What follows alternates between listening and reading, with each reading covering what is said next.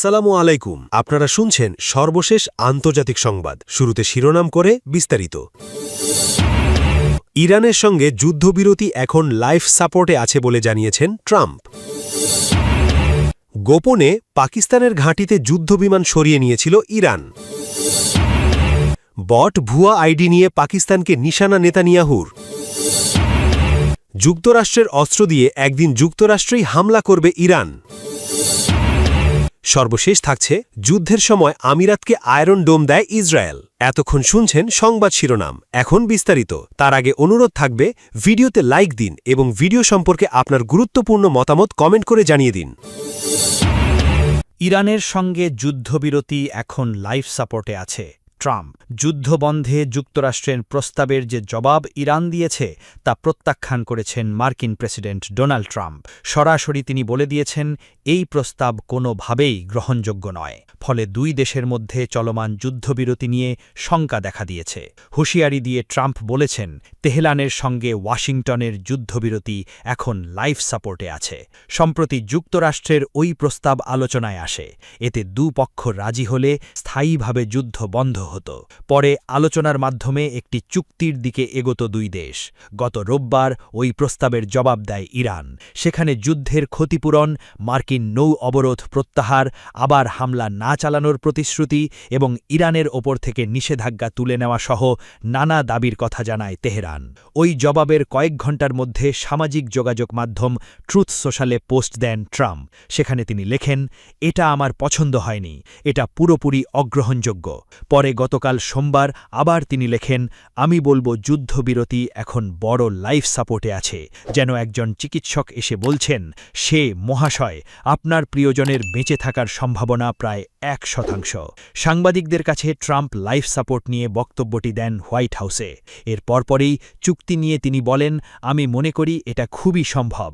আমি তাদের সঙ্গে 4 বা 5 বার চুক্তি করেছি, কিন্তু তারা পরে মত বদলিয়েছেন। তিনি আরও বলেন, ইরানের নেতারা সমৃদ্ধ করা ইউরেনিয়ামের সব মজুদ সরিয়ে নিতে দিতে সম্মত হয়েছিলেন, কিন্তু পরে তারা মত বদলিয়েছেন। গত 28 ফেব্রুয়ারি ইরানের ওপর যুক্তরাষ্ট্র ও ইসরায়েলের হামলার মধ্য দিয়ে যুদ্ধ শুরু হয়। প্রায় 6 সপ্তাহ যুদ্ধের পর 8 এপ্রিল থেকে ইরান ও যুক্তরাষ্ট্রের মধ্যে যুদ্ধবিরতি চলছে। যদিও লেবাননের নৃশংসতা থামায়নি ইসরায়েলি বাহিনী।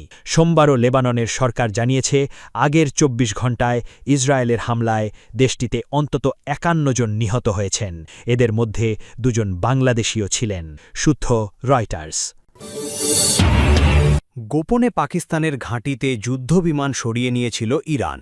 যুদ্ধবিরতি ঘোষণার পরপরই পাকিস্তান গোপনে তাদের সামরিক ঘাঁটিতে ইরানের যুদ্ধবিমান ও গোয়েন্দা বিমান রাখার অনুমতি দিয়েছিল বলে দাবি করেছে মার্কিন সংবাদ মাধ্যম সিবিএস নিউজ।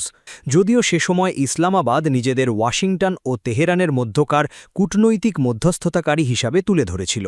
নাম প্রকাশে অনিচ্ছুক মার্কিন কর্মকর্তাদের বরাতে সিবিএস নিউজের প্রতিবেদনে বলা হয়েছে, এপ্রিলের শুরুতে মার্কিন প্রেসিডেন্ট ডোনাল্ড ট্রাম্পের যুদ্ধবিরতি ঘোষণার পরপরই ইরান তাদের একাধিক সামরিক বিমান পাকিস্তানের রাওয়ালপিন্ডির কাছে অবস্থিত নূর খান বিমান ঘাঁটিতে সরিয়ে নেয়।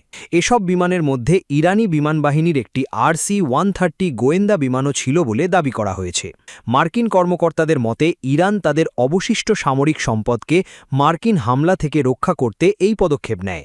একই সময় নিজেদের বেসামরিক বিমানও আফগানিস্তানে সরিয়ে নেয় তেহরান। এর মধ্যে মাহান এয়ারের একটি বিমান যুদ্ধ শুরুর আগেই কাবুলে অবতরণ করে এবং পরে ইরানের আকাশসীমা বন্ধ হয়ে গেলে সেখানেই অবস্থান করে।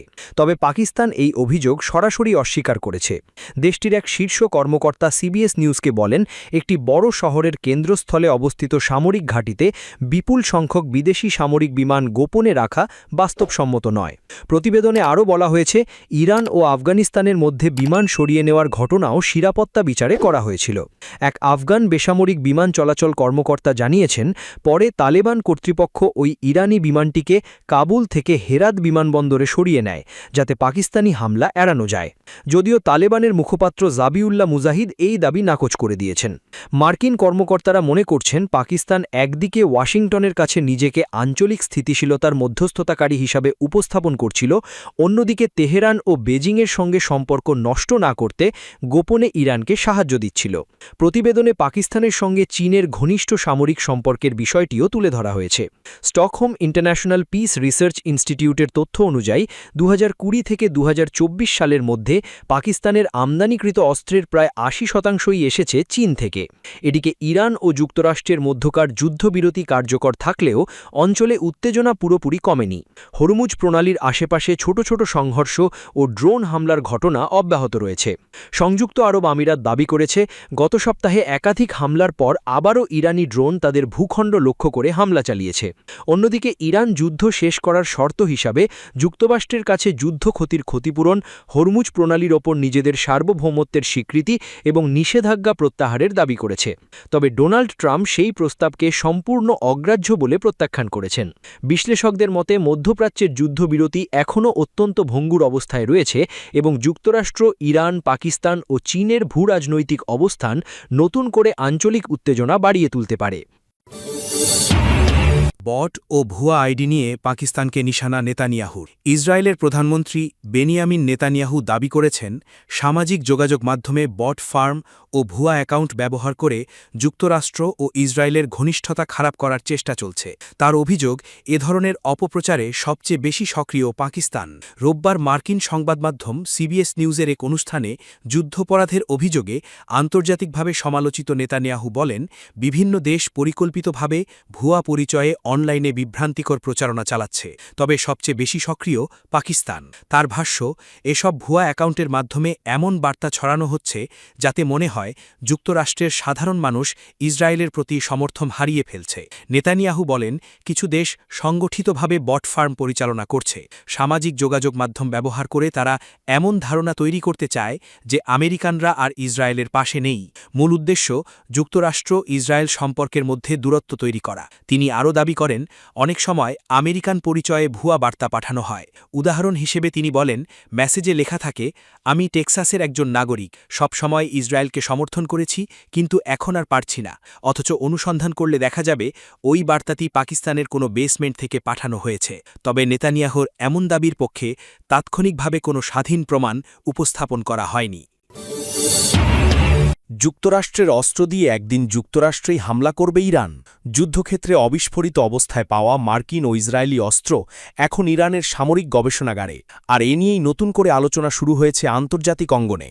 প্রশ্ন হল, যুক্তরাষ্ট্রের তৈরি অত্যাধুনিক অস্ত্রের প্রযুক্তি ব্যবহার করেই কি ভবিষ্যতে যুক্তরাষ্ট্রের বিরুদ্ধে শক্তিশালী প্রতিরোধ গড়ে তুলবে ইরান? ইরানের রাষ্ট্রীয় গণমাধ্যমের দাবি, দেশটির বিপ্লবী বাহিনী বা IRGC সম্প্রতি হরমুজগঞ্জ প্রদেশ থেকে অন্তত 15টি ভারী মার্কিন ক্ষেপণাস্ত্র ও গোলাবারুদ উদ্ধার করেছে। এগুলোর অনেকগুলো যুদ্ধের সময় ইরানের ভূখণ্ডে পড়লেও বিস্ফোরিত হয়নি।